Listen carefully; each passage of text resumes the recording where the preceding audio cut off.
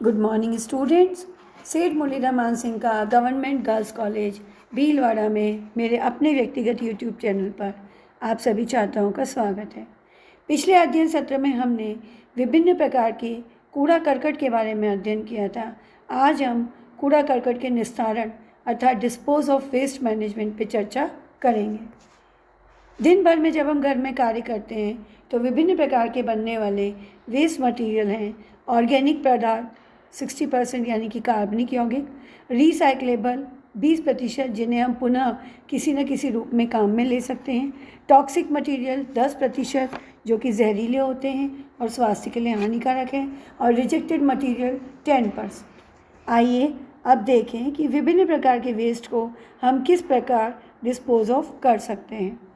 पहला, कंपोस्ट बनाना, कंपोस्टिंग। दूसरा, नियंत्रित भूमि भरण, कंट्रोल्ड टिपिंग। तीसरा, भस्मीकरण, इंसिनरेशन। चौथा, खड्डों में भरना, डंपिंग। पांचवा, किण्वन, फर्मेंटेशन। छठा, खाद के खड्डों में भरना, मैन्योर पिट्स। सातवां, समुद्र या नदी में प्रवाहित कर देना। कंपोस्ट बनाना। कंपोस्ट विधि के द्वारा मल एवं कूड़े दोनों का ही निस्तारण किया जाता है। इस प्रक्रिया में कार्बनिक पदार्थ जीवाणुविक क्रिया के द्वारा विघटित होकर खाद के रूप में बदल जाता है, जिसका उपयोग खेत की उपज बढ़ाने के लिए खाद में कर सकते हैं। इस विधि द्वारा खाद तैयार करने के लिए 3 फुट गहरा, 5 फुट चौड़ा और 12 से 25 फुट लंबा गड्ढा खोदा जाता है। अगर गड्ढे की लंबाई 3 फुट से अधिक रखी जाती है तो विघटन की क्रिया में समस्याएं उत्पन्न हो जाती हैं तथा विघटन कार्य धीरे धीरे होता है। इसके बाद सर्वप्रथम खड्डे में सबसे पहले 6 इंच मोटी कूड़े की तह बिछाते हैं, फिर 2 इंच तक मल बिछाते हैं। इसी तरह यह क्रम चलता रहता है जब तक कि पूरा खड्डा मल एवं कूड़े करकट से न भर जाए। किंतु इसमें ध्यान देने योग्य बात है कि ऊपरी तह हमेशा कूड़े करकट की होनी चाहिए तथा इसकी मोटाई 9 इंच तक होनी चाहिए। तत्पश्चात इस खड्डे को बंद कर देते हैं। 10 से 12 दिनों के बाद इन गड्ढे में कूड़े करकट के अंदर जीवाणुविक क्रियाएं शुरू हो जाती हैं, जिससे बहुत अधिक मात्रा में ताप उत्पन्न होता है, जो लगभग 60 से 70% तक होता है। अत्यधिक ताप से मक्खियों के अंडे, लार्वा एवं अन्य हानिकारक जीवाणु और रोगाणु नष्ट हो जाते हैं तथा भूमि को उपजाऊ बनाने वाले तत्व नाइट्रेट एवं फॉस्फेट उत्पन्न हो जाते हैं। 4 से 6 माह में ही कंपोस्ट खाद बनकर तैयार हो जाती है। दूसरा, नियंत्रित भूमि भरण। इस विधि में नगर से काफ़ी दूर अगर कोई अप्रयुक्त खड्डा, खाई या निचला तल हो तो इसकी भराई की जाती है। साथ ही कूड़े का निस्तारण भी किया जाता है।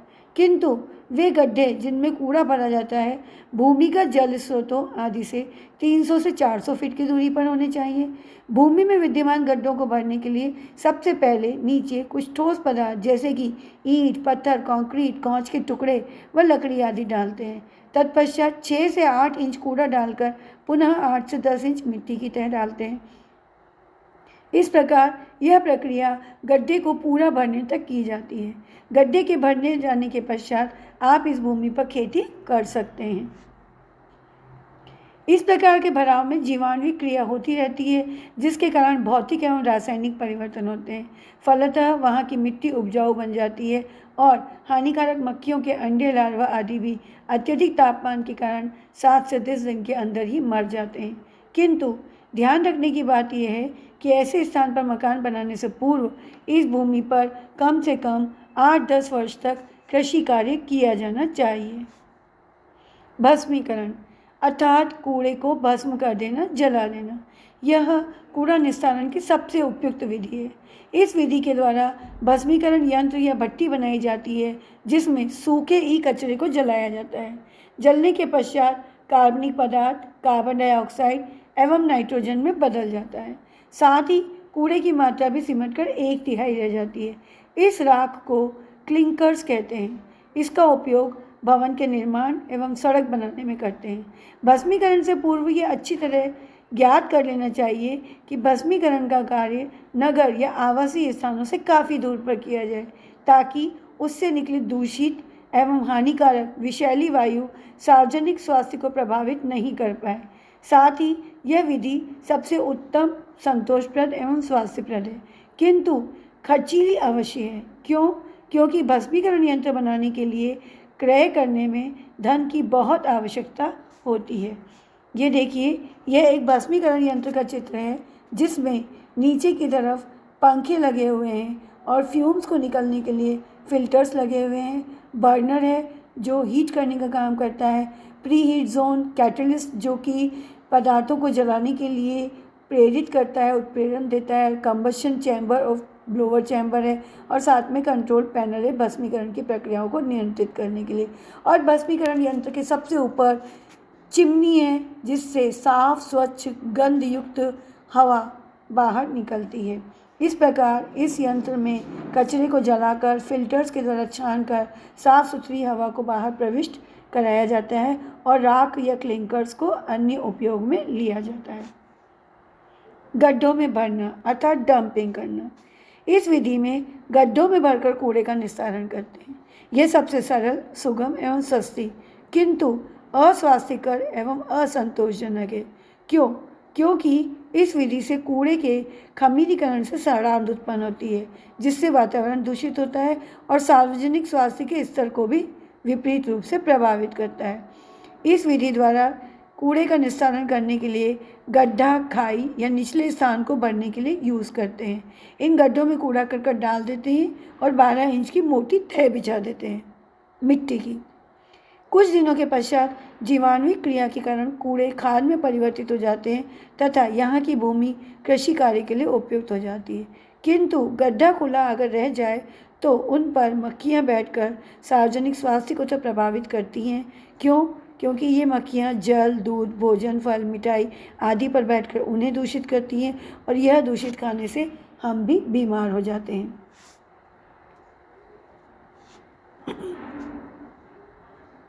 किण्वन अर्थात फर्मेंटेशन।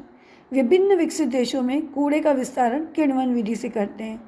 इस विधि में कूड़े को एकत्रित करके इसका वर्गीकरण विभिन्न चलनियों से किया जाता है। स्वचालित चलनियों से राख, कोयला, बाल इत्यादि को अलग अलग कर लेते हैं जिनका उपयोग ईंट बनाने के लिए किया जाता है। इसी प्रकार टूटी फूटी शीशियाँ, धातु, पत्थर, टिन, कांच का सामान, प्लास्टिक के टुकड़े इत्यादि का उपयोग सड़क बनाने में तथा शहर से दूर गड्ढों को भरने में किया जाता है। शेष बचे कार्बनिक यौगिकों का किण्वन अर्थात फर्मेंटेशन रासायनिक विधि से किण्वन कक्ष फर्मेंटेशन चैम्बर में करते हैं। कुछ महीने के पश्चात ये कूड़ा खाद में बदल जाता है और इसका उपयोग खाद के रूप में खेतों में करते हैं। मैन्योर पिट्स। यह विधि अक्सर ग्रामीण क्षेत्रों में अपनाई जाती है, सस्ती रहती है। यह उन स्थानों पर उपयुक्त करते हैं जहाँ कूड़े के निस्तारण की निश्चित व्यवस्था नहीं होती। प्रायः घर के पिछवाड़े में या घर से थोड़ी ही दूर पर पास के खेत में गड्ढा खोदकर उसी में घर से निकले कूड़ा, करकट, गोबर, घास फूस, पत्ते, मवेशियों के मल, मूत्र, राख आदि को भर देते हैं और प्रतिदिन का कूड़ा डालने के पश्चात ऊपर से मिट्टी की तह बिछा देते हैं। 6 से 7 महीनों में ही जीवाणुविक क्रिया के कारण यह कूड़ा करकट खाद में बदल जाता है और इस खाद का उपयोग ग्रामीणों के द्वारा अपने खेतों में कृषि उपज को बढ़ाने के लिए करते हैं। यह विधि सस्ती, सरल, सुगम तथा संतोषप्रद है। समुद्र या नदी में प्रवाहित करना। इस विधि द्वारा कूड़े करकट का निस्तारण समुद्र या नदी में प्रवाहित करके करते हैं।